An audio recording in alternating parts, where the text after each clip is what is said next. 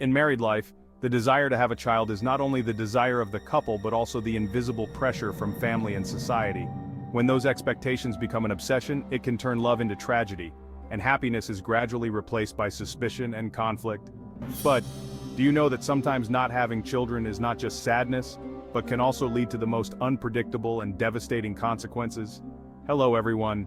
In this video, we will explore a haunting story that happened in the suburbs of Ghaziabad, India, where dark secrets are buried under the surface of a seemingly ordinary life. A young woman suddenly disappeared without a trace, and 2 days later her body was found in a large suitcase hidden under the gloomy bushes. This murder case did not stop at the loss of a life but also brought to light horrifying secrets that shocked the whole family and the community. Who is the real culprit? What has driven a family into a never-ending nightmare? Join us as we explore this haunting case where horrifying truths are revealed one by one. The victim of the case was Anna, an Indian woman of about 25 years old. Anna was born and raised in a small village near the outskirts of Jaipur, India, in a poor working-class family. She was the youngest of 3 children. Anna's parents were Kesh and Sunita. Both worked in a local handicraft factory, weaving carpets and garments. Although her family lived a simple life, it was filled with love and solidarity among its members. Anna was always the hope of her family, with the dream of one day being able to escape poverty and bring a better life to her parents. From a young age, Anna proved to be an intelligent, studious, and hard-working girl. She always spent time helping her parents with manual labor after school, and tried her best to study well to live up to her family's expectations. However, her studies did not last long because her family could not afford to send her to higher education.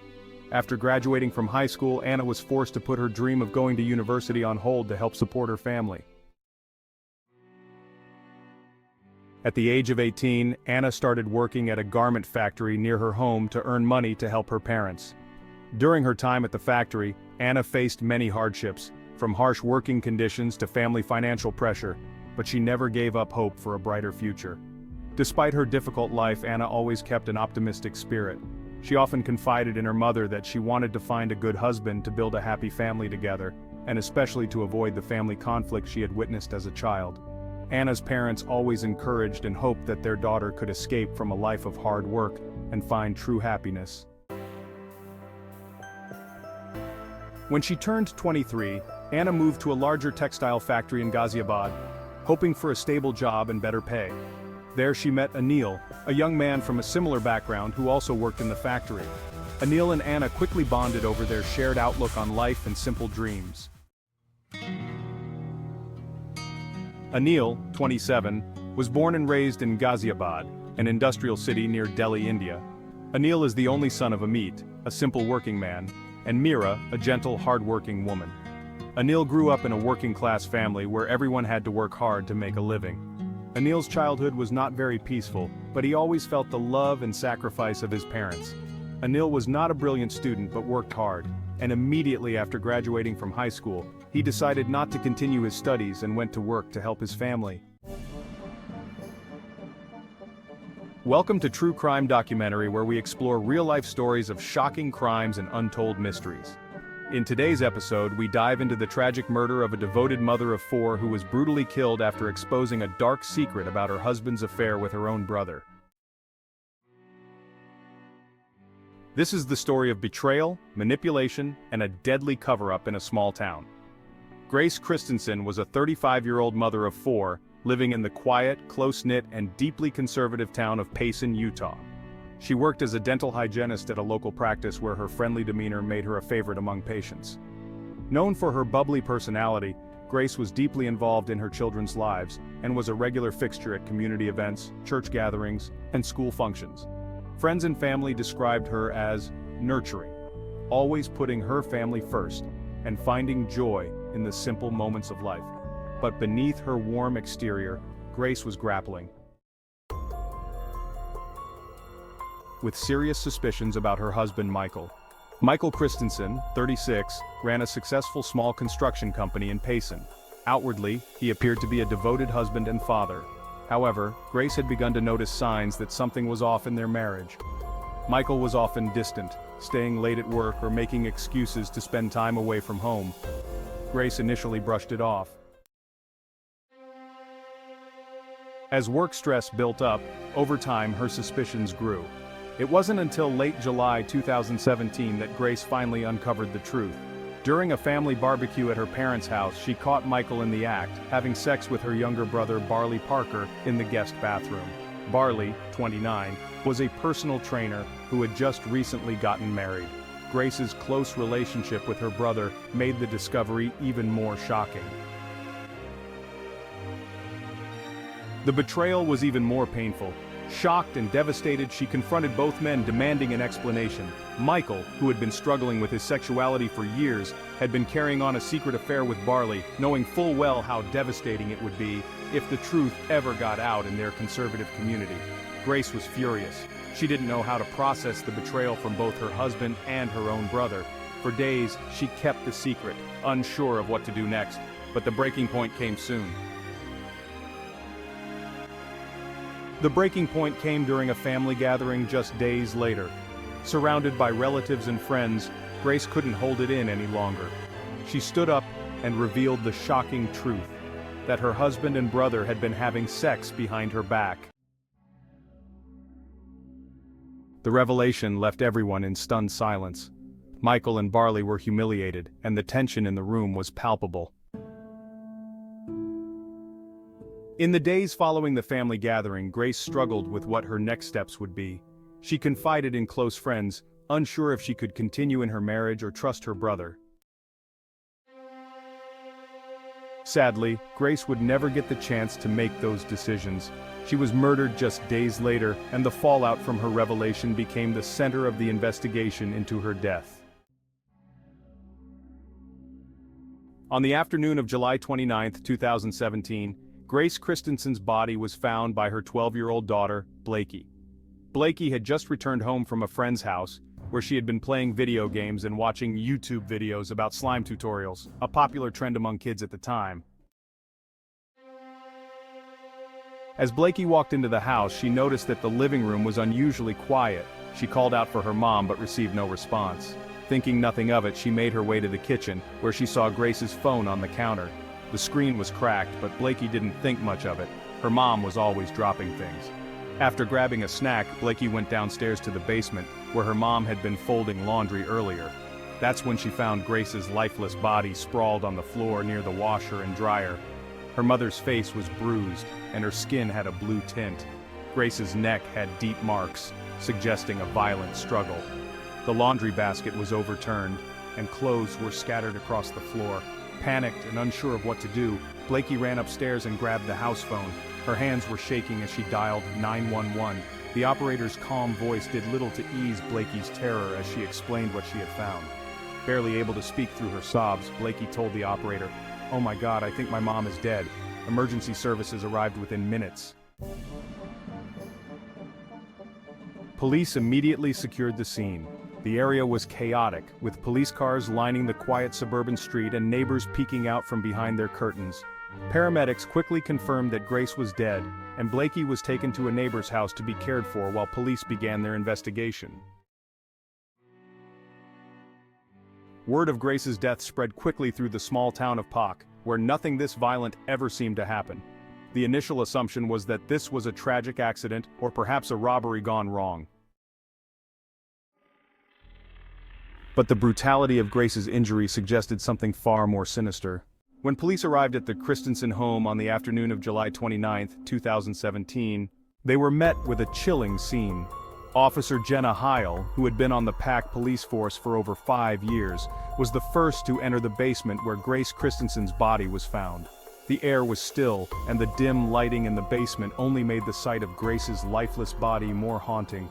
Her neck showed deep bruising from what appeared to be strangulation, and her arms and legs were covered in defensive wounds indicating a violent struggle.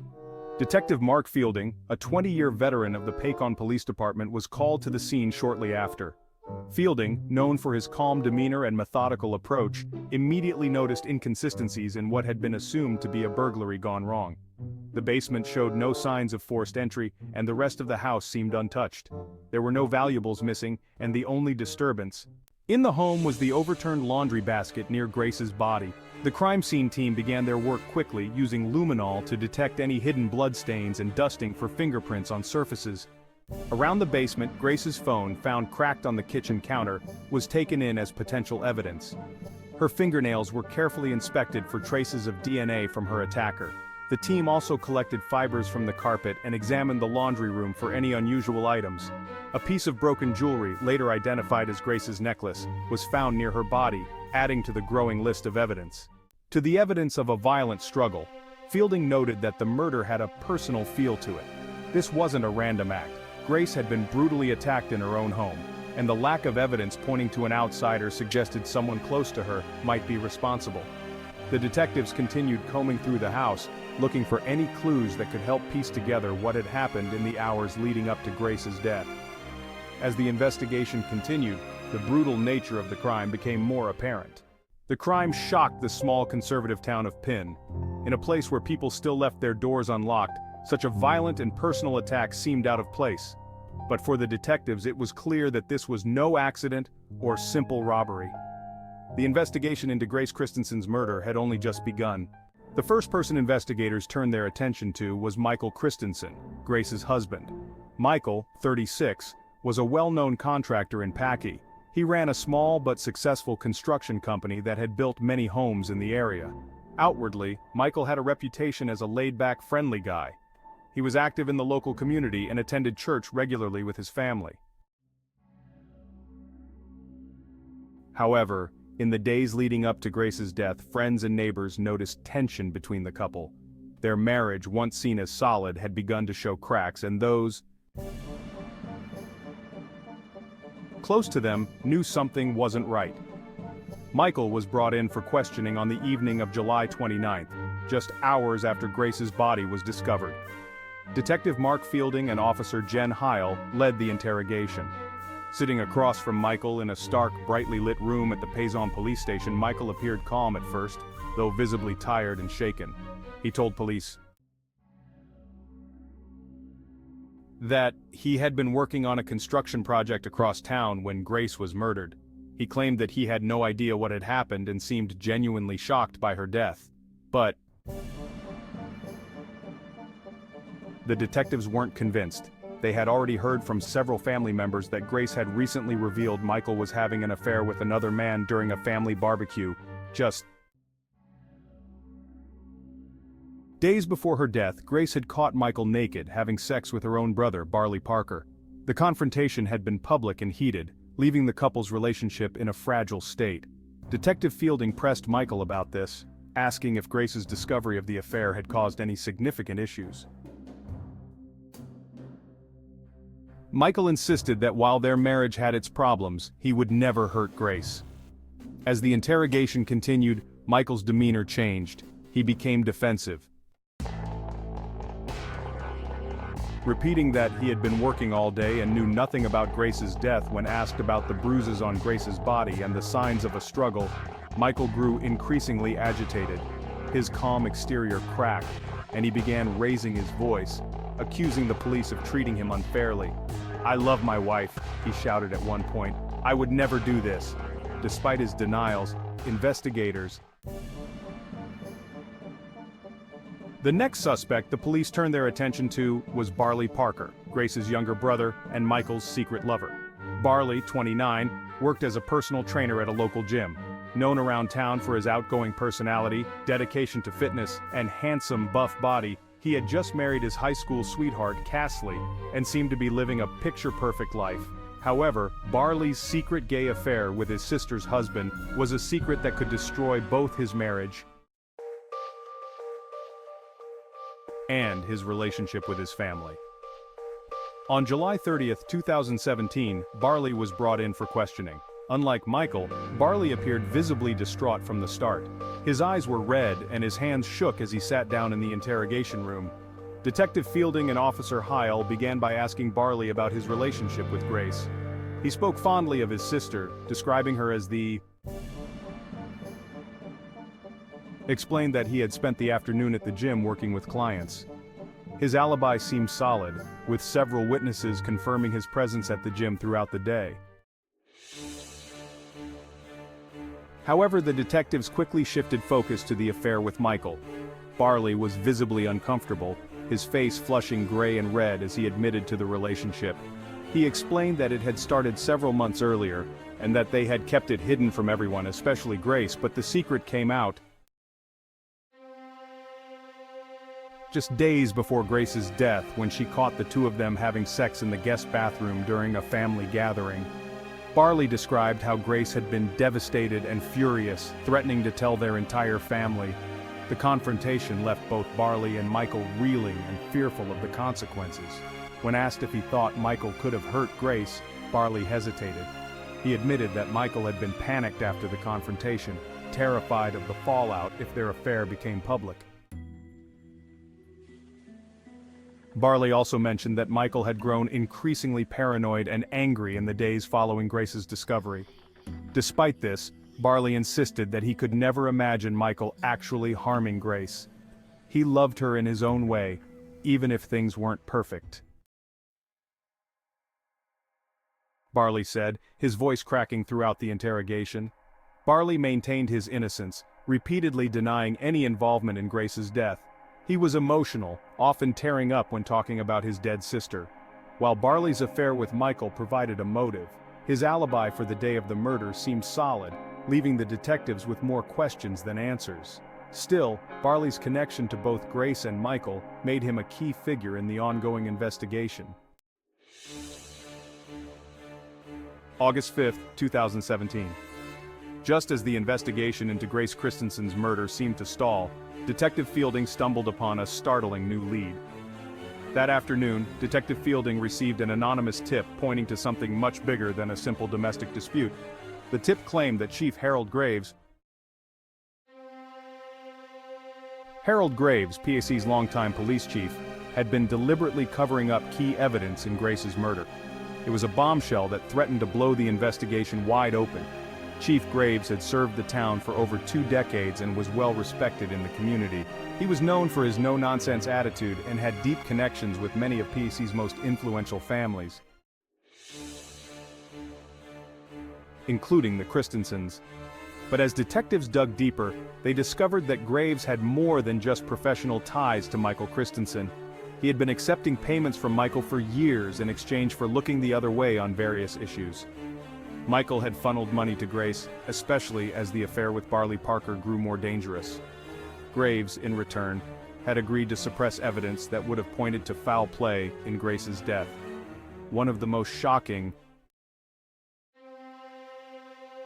pieces of evidence was a set of phone records that showed frequent communication between Graves and Michael in the days following Grace's murder. Investigators found that these calls coincided with key moments in the case, particularly when the investigation appeared to be shifting away from Michael. Graves had intentionally downplayed the brutality of Grace's murder, initially suggesting it might have been a tragic accident or a robbery gone wrong, when in reality, the scene was far too violent for such conclusions. The detectives also discovered missing files, including a witness statement from a neighbor who reported seeing Michael's truck parked outside the house just hours before Grace's body was found. However, the detectives quickly shifted focus to the affair with Michael. Barley was visibly uncomfortable, his face flushing gray and red as he admitted to the relationship. He explained that it had started several months earlier, and that they had kept it hidden from everyone, especially Grace, but the secret came out just days before Grace's death, when she caught the two of them having sex in the guest bathroom during a family gathering. Barley described how Grace had been devastated and furious, threatening to tell their entire family. The confrontation left both Barley and Michael reeling and fearful of the consequences. When asked if he thought Michael could have hurt Grace, Barley hesitated. He admitted that Michael had been panicked after the confrontation, terrified of the fallout if their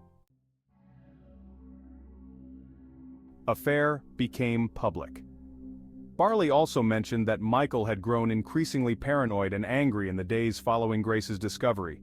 Despite this, Barley insisted that he could never imagine Michael actually harming Grace. He loved her in his own way, even if things weren't perfect. Barley said, his voice cracking. Throughout the interrogation, Barley maintained his innocence, repeatedly denying any involvement in Grace's death. He was emotional, often tearing up when talking about his dead sister. While Barley's affair with Michael provided a motive, his alibi for the day of the murder seemed solid, leaving the detectives with more questions than answers. Still, Barley's connection to both Grace and Michael made him a key figure in the ongoing investigation. August 5, 2017, just as the investigation into Grace Christensen's murder seemed to stall, Detective Fielding stumbled upon a startling new lead. That afternoon, Detective Fielding received an anonymous tip pointing to something much bigger than a simple domestic dispute. The tip claimed that Chief Harold Graves, PAC's longtime police chief, had been deliberately covering up key evidence in Grace's murder. It was a bombshell that threatened to blow the investigation wide open. Chief Graves had served the town for over 2 decades and was well respected in the community. He was known for his no-nonsense attitude and had deep connections with many of PAC's most influential families, including the Christensens. But as detectives dug deeper, they discovered that Graves had more than just professional ties to Michael Christensen. He had been accepting payments from Michael for years in exchange for looking the other way on various issues.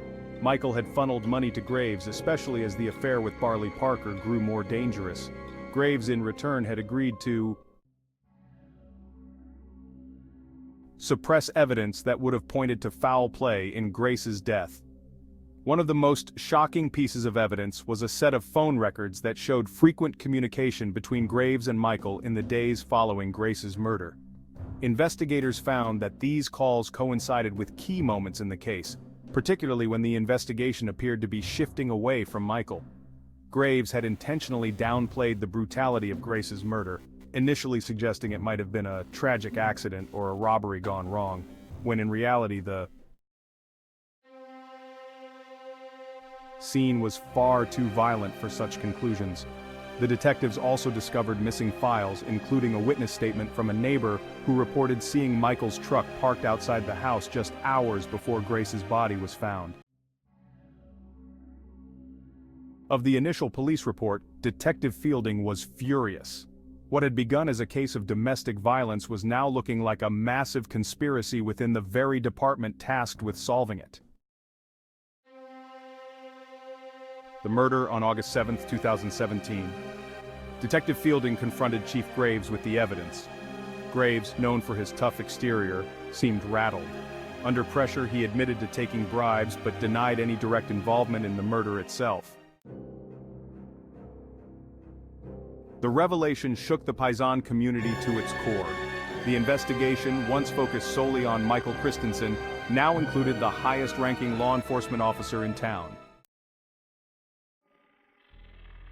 As the investigation into Grace Christian's murder took a darker turn, Chief Harold Graves, the longtime leader of the Pond Police Department, became a suspect. Detectives had already uncovered evidence of Graves accepting bribes from Michael Christensen, but further digging revealed that the corruption went even deeper. Alongside the money, Graves had also been receiving sexual favors from Michael as part of the cover-up. This shocking twist added another layer of deceit to the case and painted a grim picture of small-town corruption. By early August, 217 detectives had gathered enough evidence to formally interrogate Graves. He had been with the Paisan Police Department for over 20 years, a well-known figure in the town. Graves had built a reputation as a firm but fair leader, always present at community events like the annual Paisan Scottish Festival and the Pioneer Day Parade. But, behind this public image, investigators now saw a man who had been using his position to protect his own interests and those of his powerful friends.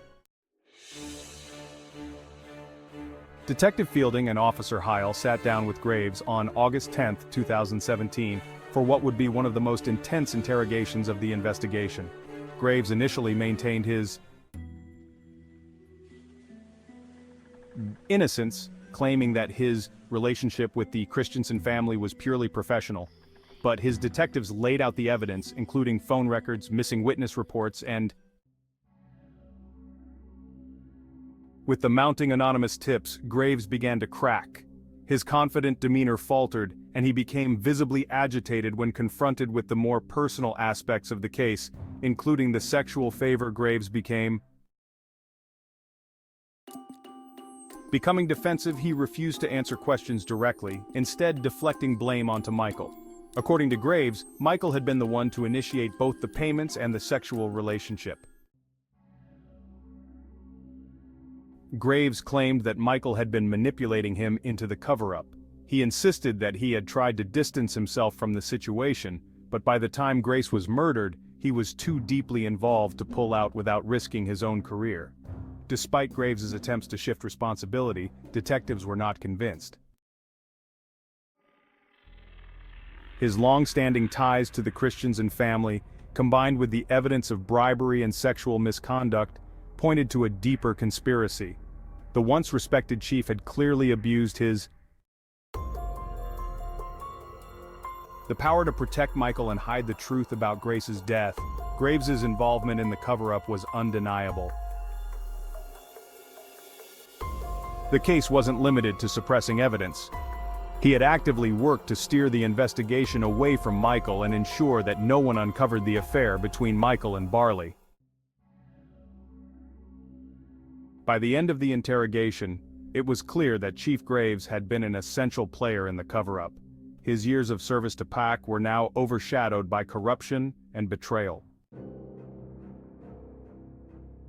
The investigation into Grace's murder had exposed not only the dark secrets of the Christensen family but also the rot within the town's law enforcement.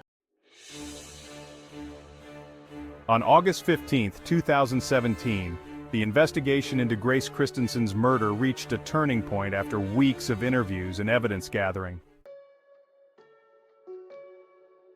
And digging into the dark secrets of the small peasant community, detectives finally uncovered the truth. Michael Christensen, Grace's husband, was identified as the killer. It wasn't just the bribes Michael had paid to Chief Harold Graves that raised suspicions. It was also the sexual favors that Michael had provided to Graves in exchange for suppressing evidence and protecting his hidden affair with Grace's brother, Barley Parker. The police, led by Detective Fielding, pieced together a chilling narrative.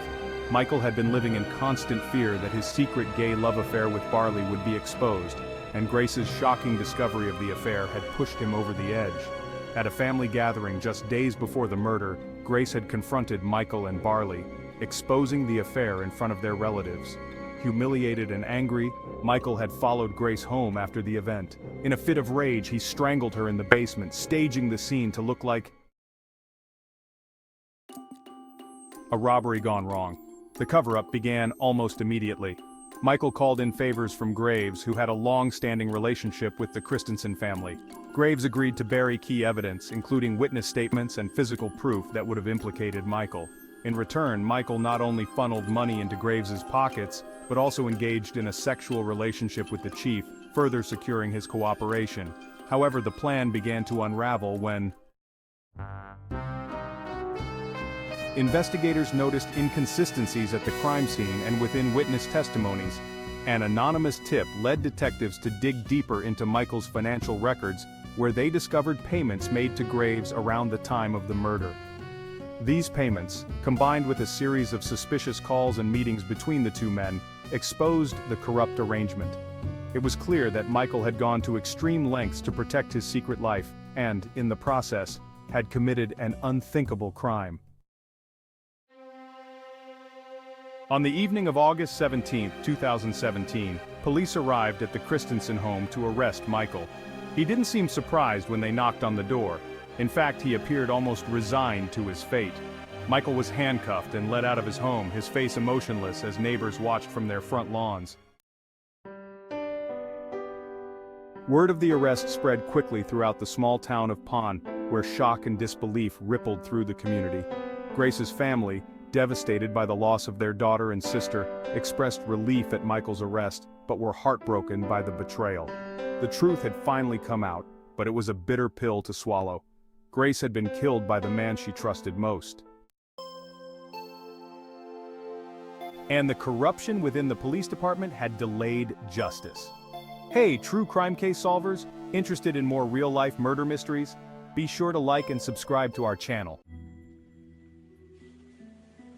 True crime case solvers, the murder trial of Michael Christensen began in late 2019, more than a year after the tragic death of his wife Grace. The courtroom was filled with family members, friends, and community members from Pac, Utah, all eager to hear the details surrounding the shocking case. To investigate, leave us a comment. Stay safe. The prosecution was led by Assistant District Attorney Eloa Young, a 42-year-old attorney known for her fierce dedication to justice. She argued that Michael was a man who had a lot to lose. He had been living a double life, concealing his affair with Grace's brother Barley. Grace had discovered the truth and exposed it during a family gathering, creating a motive for Michael to silence her. In her opening statement, Young told the jury that Grace Christensen was a devoted mother and wife who deserved to live her life free from betrayal and fear, and that Michael Christensen's actions led to her brutal death. The evidence against Michael was compelling. Witnesses testified about Grace's last days, her emotional turmoil, and the explosive confrontation at the family gathering. The prosecution presented evidence showing that Michael had a history of manipulation, even going so far as to cover up his affair by funneling money to the police chief. The defense attorney Harold Mills, 50, was equally determined to protect his client. Mills argued that the evidence against Michael was circumstantial, saying that there's no direct proof that Michael killed Grace. He told the jury that his life was falling apart and he had no reason to hurt the mother of his children. Mills maintained that the real killer could still be out there. He suggested that Grace's emotional state and family tensions could have contributed to her tragic end. As the tragic death unfolded during the trial, the emotional toll was evident. Grace's family, sitting in the front row, wiped away tears as they listened to testimony about her life and death. Each day brought new challenges, and the pain of losing Grace was palpable. After days of testimony, the jury deliberated for just under 2 days. On October 15, 2019, they returned with a verdict, guilty of second-degree murder. Michael was sentenced to 25 years to life in prison. Grace's family felt a mix of relief and sadness. They had fought hard for justice, but the loss of Grace could never be replaced. The verdict brought a sense of closure to the community, reminding them that betrayal and love can have devastating consequences. After Michael Christensen was sentenced to 25 years to life in prison for the murder of his wife Grace changed dramatically for everyone involved in the case. Michael, now 37 years old, found himself in a maximum security facility in Utah. He faced a harsh reality behind bars, where he had to navigate a tough environment. Many inmates were aware of the crimes he had committed, and Michael struggled to find acceptance among other prisoners. He'd often spend his days in solitude, reflecting on a life he had lost. The community that once admired him as a friendly contractor now viewed him with disdain. News reports about his trial and conviction were widely circulated, and the media painted him as a deceitful husband who betrayed the trust of his family. Barley Parker, Grace's younger brother and Michael's former lover, faced his own consequences after the trial. Barley, now 31 years old, found it increasingly difficult to cope with the fallout from the affair. And his sister's tragic death, the emotional burden weighed heavily on him, leading to the end of his marriage. His wife, unable to cope with the scandal and the public scrutiny, filed for divorce shortly after the trial concluded, feeling overwhelmed by the pain of losing his sister and the secrets that had been revealed. Barley decided to start fresh. He moved to South Beach, Miami, where he hoped to escape the small-town judgment and build a new life. Barley pursued his career as a personal trainer in a vibrant city known for its nightlife and beach culture, trying to leave behind the shadows of his past. Meanwhile, Chief Harold Graves, the police chief who had been implicated in the cover-up, faced his own reckoning after an internal investigation into the corruption within the Pecon Police Department. Graves was forced to resign. The scandal shook the community, and many residents felt betrayed by a man they had trusted for years. He faced legal charges related to bribery and misconduct, tarnished his reputation. He became a cautionary tale of how power can corrupt. The dangers of power and corruption became evident.